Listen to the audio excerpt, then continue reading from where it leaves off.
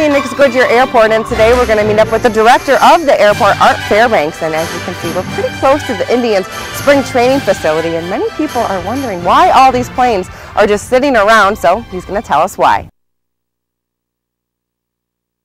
Okay, now I'm joined with Art. Thank you very much for allowing us to come down here, and he gave us a prime spot by this gigantic plane back here.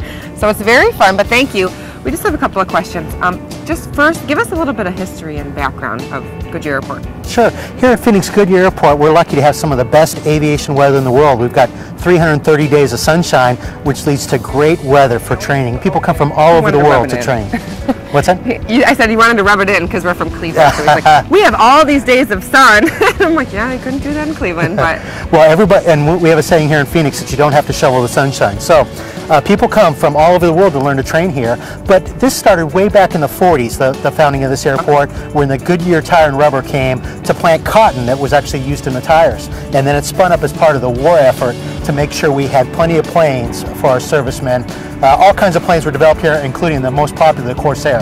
Right, okay. And I know that obviously, I can hear the planes. It is a functioning airport. Can anyone fly in and out of here, or is it specifics? Sure, this airport's available to any pilot to fly in and out of. We don't do passenger service here. We do that at Phoenix Sky Harbor. Okay. But any plane can fly in and out of here, and we do about 180,000 operations a year. That's every time a plane takes off and lands. And if you think about the scale of that, that's about 80% of what they do at Cleveland Airport.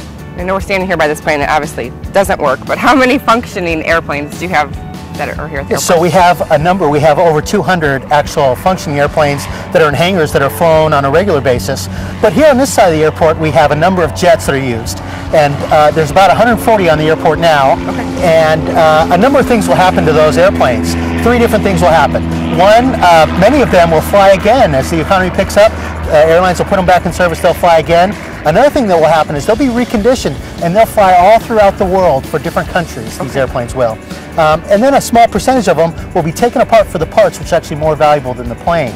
So when you see the airplanes out here, it's not so much a boneyard. Right. This is actually a storage area for planes that will be used later. Right, because that's one of the things that catches their eye, you know, right at the ballpark right over there, and they just see all of these planes just sitting there. So you mentioned the training program. So can you give us a little bit about that? Sure.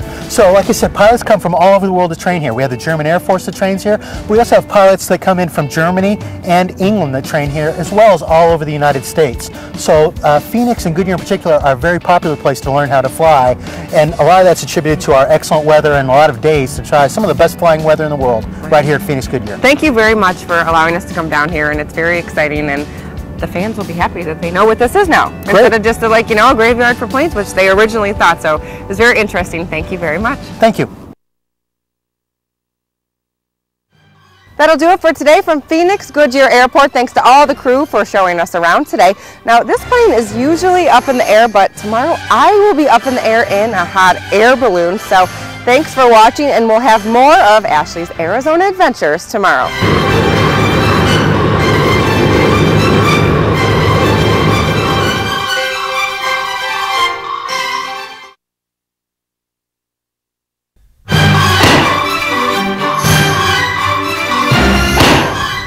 We're out here in Phoenix now as we continue our Arizona adventures, and this just may be the biggest adventure that we're going to do while we're visiting Indian spring training. As you can see, the guys from Hot Air Expeditions are setting up for our hot air balloon ride, so let's go. Our Arizona balloon adventure began at a Sonoran Desert launch site. We received a pre-flight briefing where we learned more about the hot air balloon and how it flies. Our flight began with the inflation of the balloon by motorized fans. Once the envelope was filled with air, the propane burners were ignited to heat the air inside. In about a half hour, we were ready for our flight. Once our balloon was inflated, we joined our pilot Patrick in the wicker basket, which had plenty of room for everyone to enjoy the ride. Okay, we're in the balloon right now.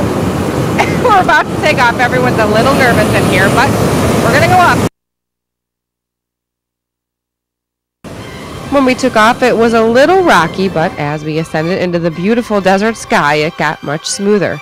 Throughout our trip through Phoenix, we saw various desert wildlife as well as exotic plant life. We're now with our pilot, Patrick, who I'm entrusting my life to on our Arizona adventures. How are you doing? I'm doing great. How are you doing? I'm better now that we're up in the air. I was a little nervous on the ground, but we have a smooth ride so far, right? Yeah, it's a beautiful day. How far are we up in the air? Well, right now you are just about 1 mile above sea level. That's 5,280 feet. Well, that's like a lot. Yes, yes it is. That makes me very nervous. Maybe I shouldn't. That was a bad question to ask.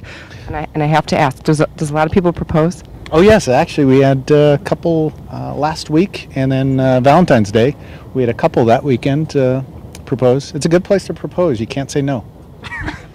I guess. Well, thanks. I'm going to talk to you in a little bit, though. But I need him to get back to flying the balloon, so we'll be back.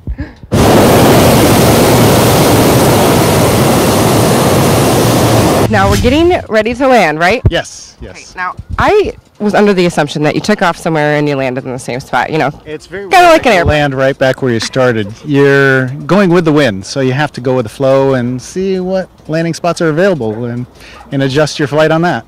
So we're just going with the flow right now, and we're just going to pick a spot. Exactly. We got some really nice open vacant fields out in front of us. In fact, soon to be housing area, so it's a good spot. Thank God they're vacant right now. We're leaving it in your hands. Thank you.